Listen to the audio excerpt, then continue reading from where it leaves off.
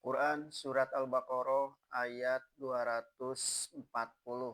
A'udzubillahi minasyaitonirrajim.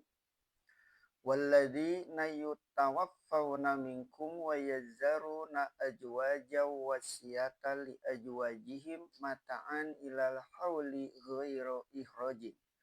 Fa in kharajta fala junaha 'alaikum fima fa'alna fi anfusihinna mim ma'rufin. Wallahu azizun hakim. Wasiat tentang istri. Tadi pada ayat 234 sudah dijelaskan bahwasannya idah wafat atau berkabung bagi perempuan yang kematian suami ialah 4 bulan 10 hari. Selama idah itu tidak boleh dia berhias-hias, tidak boleh dia memakai pakaian bagus, tidak boleh keluar rumah dalam keadaan tidak sangat penting, dan penguasa pada rumah itu wajib menjaga dan melindunginya.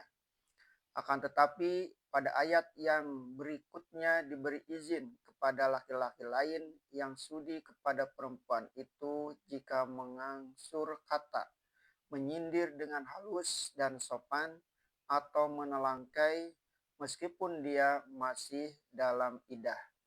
Sehingga selepas idahnya yang 4 bulan 10 hari itu diperingatkan kepada pengawasnya di rumah itu bahwa jika dia hendak keluar atau apa saja yang dilakukannya perbuatan yang patut, tentu saja termasuk kawin, tidak salahnya jika dilepaskan baik-baik.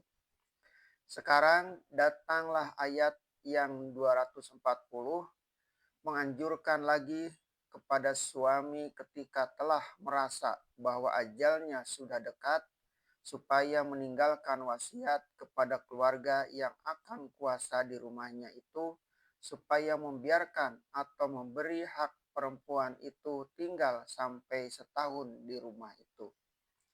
Lepas 4 bulan 10 hari, niscaya dia tidak berkabung lagi. Dia sudah boleh berhias, tetapi dia masih diberi hak hendaknya tinggal di rumah itu sampai setahun. Sebab kadang-kadang tidaklah semasa dalam idah orang tertarik kepadanya. Tidak ada orang yang melangkai atau meminang. Inilah yang diterangkan pada ayat 240. Dan orang-orang yang meninggal dunia di antara kamu, sedangkan dia meninggalkan istri-istri, hendaklah berwasiat untuk istri-istri mereka itu, yaitu supaya diberi bekal sampai setahun tidak dikeluarkan mereka. Diberi kesempatan tinggal di sana, makan minum dalam tanggungan yang menguasai rumah itu. Namun jika mereka keluar sendiri, maka tidak salahnya mereka atas kamu membiarkan apa yang mereka kerjakan pada diri mereka dari perkara yang patut. Artinya, meskipun belum cukup setahun, asal idah yang 4 bulan 10 hari sudah lepas, bolehlah kehendaknya hendak keluar itu diberi. Asal saja keluarnya itu untuk hal yang patut, misalnya karena mendapat jodoh atau pulang ke rumah orang tuanya dengan baik. Ditekankan perkara yang patut. Karena kalau pergi-pergi saja dalam batas yang setahun itu, padahal tidak dapat dipertanggungjawabkan demi menjaga wasiat si mati, tidaklah boleh yang menguasai rumah melepaskan. Akan tetapi, kalau sudah habis setahun, lepaslah penguasa rumah dari tanggung jawab. Dan Allah adalah maha gagah lagi bijaksana. Gagah Tuhan di dalam membela kesucian perempuan itu. Murka Tuhan kalau dia sampai telantar, dikeluarkan dari rumah yang telah sekian lama dia diami. Padahal belum ada tempat bergantung. Bijaksana Tuhan membela nasib si lemah itu hingga tidak pun sempat mendiang suaminya itu berwasiat. Karena ini sudah kehendak Allah, menjadi kewajiban jugalah bagi orang yang tinggal untuk melaksanakannya. Hal yang begini tentu saja bisa terjadi. Misalnya yang meninggal itu beristri lebih dari satu, sampai berempat yang diizinkan oleh agama. Ada istri yang tidak beranak di antara mereka. Sedangkan kalau seorang meninggal, walaupun berempat istrinya, jika dia meninggalkan anak, maka keempat istri hanya mendapat seperdelapan. Sebagian besar harta jatuh kepada anak yang dinamai asobah. Maka istri yang ada anaknya tentu akan dijamin oleh anak-anaknya. Bagaimana istri yang tidak beranak? Siapa yang akan menjamin dia? Tentu baiklah dia diberi peluang tinggal di rumah itu 1 tahun, supaya dia berkesempatan memikirkan nasibnya, entah kembali ke orang tuanya atau sanak saudaranya, entah baik nasibnya karena ada orang yang meminang.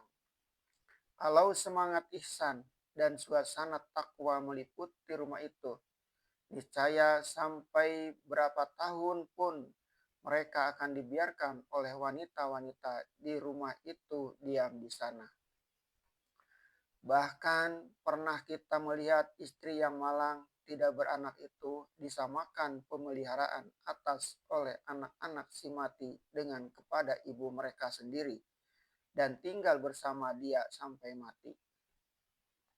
Di sini dapatlah dirasakan dengan mendalam mengapa maka ayat-ayat ini yang masih bersambung dengan yang sebelumnya, di sela-sela di tengahnya dengan perintah memelihara sholat. Sebab di dalam rumah tangga orang yang memelihara sholat, ihsan dan kasih sayangnya lah yang banyak bertemu. Bukan rasa benci atau dendam, atau masa bodoh kalau kepala rumah tangga sudah meninggal. Patut juga kita ketahui perselisihan ulama tentang ayat ini. Sebagian ulama atau jumhur berpendapat bahwasanya ayat setahun ini telah mansukh, tidak berlaku lagi. Sudah dinasikkan oleh ayat 234 di atas tadi, yaitu idah wafat hanya 4 bulan 10 hari.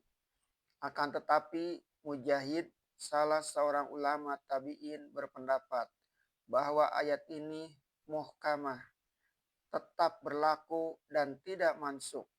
Kata beliau, memang idah wafat itu 4 bulan 10 hari. Kemudian Allah menjadikan untuknya hak wasiat dari mendiang suaminya buat tinggal dalam rumah itu ditambah 7 bulan 20 hari lagi. Kalau perempuan itu menghendaki, dia boleh tinggal di rumah itu 7 bulan 20 hari lagi.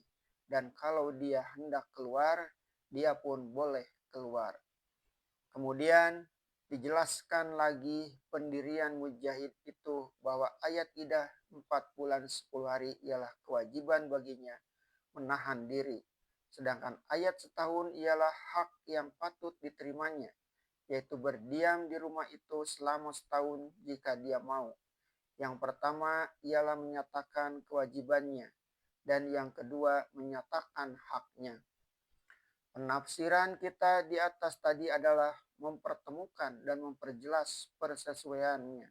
Sebab kita adalah penganut paham yang telah berkali-kali kita nyatakan bahwasanya tidak ada ayat yang mansukh di dalam Al-Quran.